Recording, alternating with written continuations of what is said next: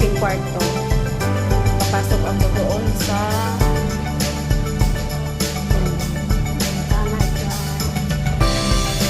tapos ito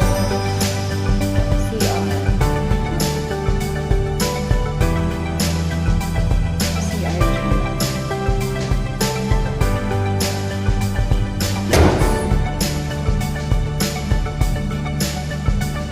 Punta tayo sa kwarto. Ito yung kwarto, isa, pangalawang kwarto.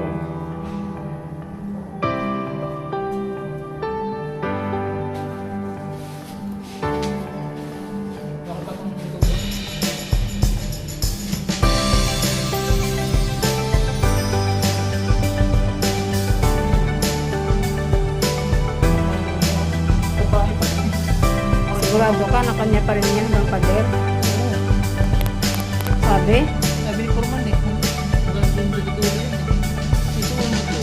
Hindi pa nila isinagad.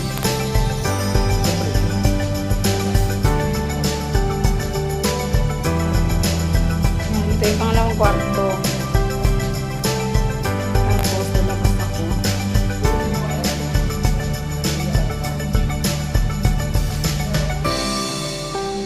Punta ako sa pangalawang kwarto.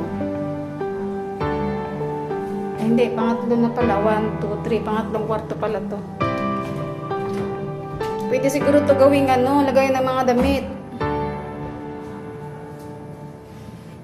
Yan o. Medyo maliit lang tong kwarto eh.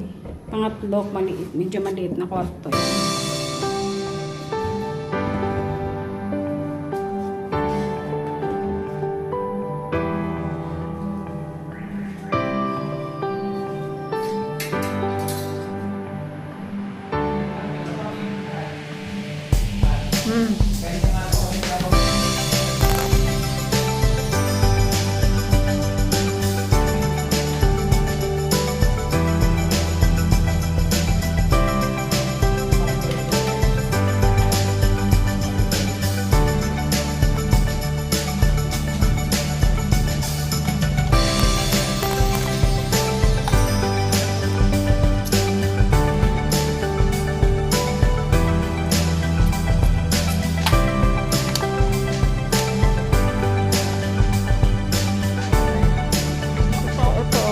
Pa pala ng mo. Yan.